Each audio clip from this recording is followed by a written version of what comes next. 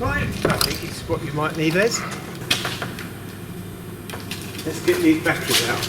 Yeah, alright, that'll do the job. As the electric batteries are being unloaded, Leslie Lee explains his love of the Triumph Stag. Les bought his first Stag back in 1981 as a 21st birthday present to himself, and it's been in his family for nearly 40 years.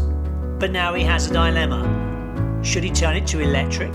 Well, I realised that in 2035 the UK government's going to ban the sale of new internal combustion engines, and that includes hybrids.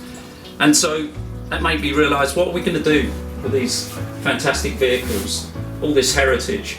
Are we going to leave them in a museum and just look at them every now and again?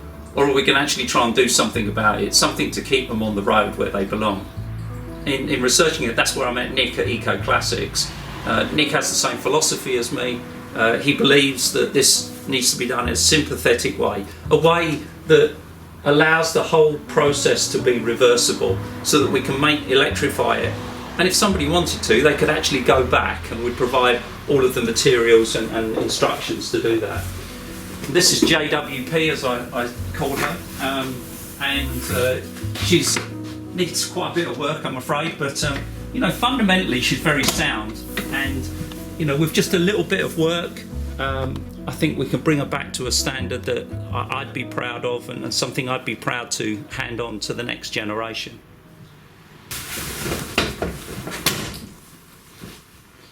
So I thought to myself, now I'm semi-retired, what an ideal opportunity to do up JWP. But, so I ended up buying a fully restored Triumph Stag, white, 1975, almost identical.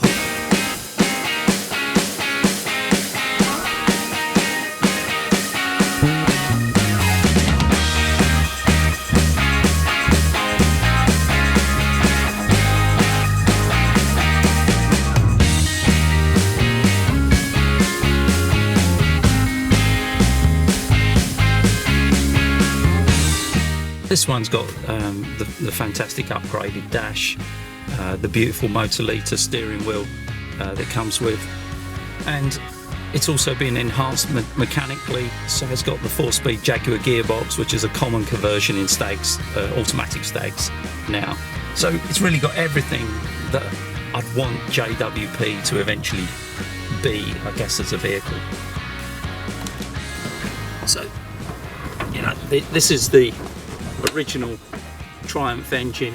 That's really important now for heritage vehicles, to try and get vehicles that have got that engine in it. I think this one also has had the coolant system sorted out, so it has the tank that's up higher, and this particular one has a 4-branch exhaust manifold as well. So completely rebuilt, runs absolutely gorgeous, and again, you know, just a beautiful piece of heritage that we don't want to destroy.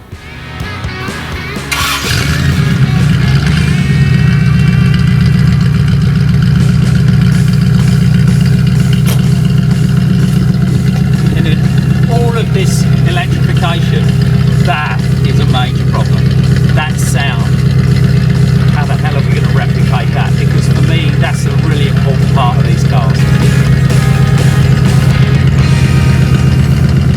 What a contrast between the two engines.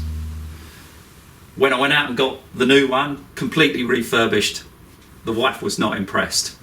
So the idea was, sell this one to pay for the conversion. But then the kids are not impressed. They've had this car as part of their lives. So my dilemma is, which one do I convert? Back at the barns, Alex shows Nick the latest developments with the Streamliner.